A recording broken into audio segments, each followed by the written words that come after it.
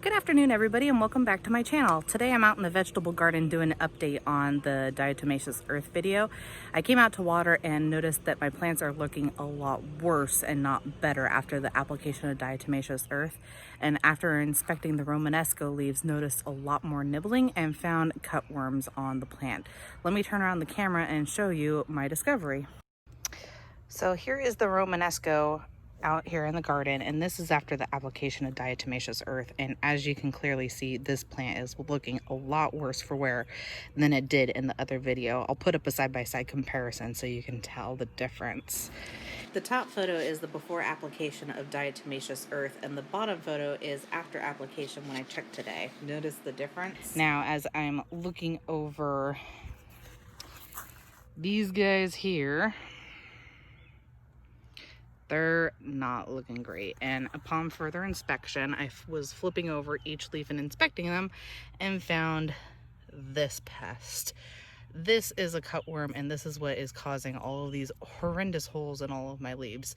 And this isn't good for your plant because as they chew and munch on the leaves, it doesn't allow your plant to properly photosynthesize. So I'm going to go over each and every plant, pull off any worms that I find, and then I'm going to be doing a treatment of an organic insecticide, which is this product right here. This is Monterey BT. It's a biological insecticide, and it is for organic gardening, as you can see here. So the main ingredient is the Bacillus thuringiensis. I think I'm saying that right. And I'm going to go through, spray down all the plants, both the top and underside of the leaves, and put this on there. And I'll go ahead and walk you through the application once I get all these horrendous little things off my plants. Starting with this guy here. Ugh. Did you see that? It tried to bite me. So I also wanted to show you this. One of the other things I noticed as I'm going through and inspecting each leaf, I turn it over and see that right there? Those are budworm eggs. So when I hit this with the insecticide, I'm going to make sure to spray the underside of the leaves really good, so that way that doesn't have a chance to hatch into more budworms and have this problem again. So I went through and did a very thorough inspection of all of the plants, but now I'm going through and giving them a really good shake here at the base of the stalks, like I'm doing with this guy. And I'm noticing if I do that, it might dislodge some more of the budworms or cutworms. And I find that that was very effective and worked out pretty well. So I'm going to go ahead and finish this up, just shaking the rest of these, make sure that I got everything. Because that helps knock them loose. And then start application of the insecticide. Okay, so now that I have gone through and watered everything and I've inspected all of the Romanesco leaves for any additional cutworms and have shaken them to get any loose worms off of there, I'm gonna go ahead and go in with my Monterey insecticide. And I'm gonna spray not just the tops but the underside of the leaves as well, because there's eggs from the cutworms nest in there. So we wanna make sure that we're getting the eggs as well. That way the worms won't come back. So now I'm gonna go ahead and go on in and just give it a really good spray, not just on top, but get underneath as well. And I'm gonna go and do this to each plant. And let me tell you, this stuff does not smell that great. So one thing to just keep in mind when you're doing it, that it's kind of stinky.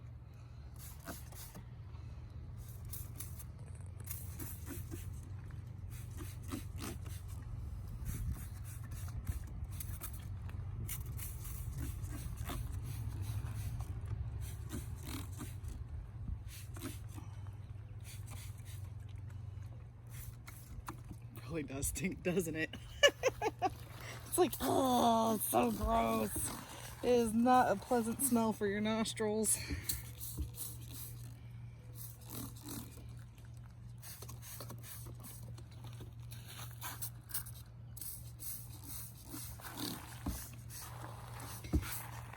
I almost kind of wish that this spray bottle had like one of those continuous sprayers like my hair cutting bottle does.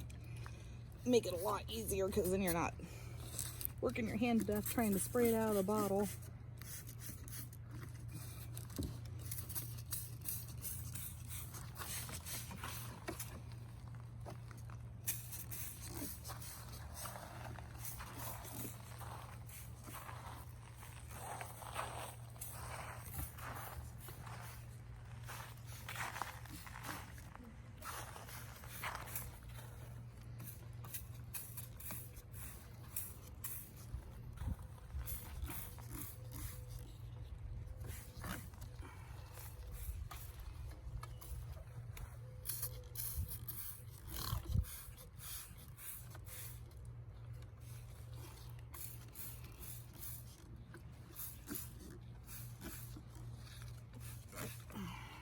I'm going to come around to the other side and get these remaining two.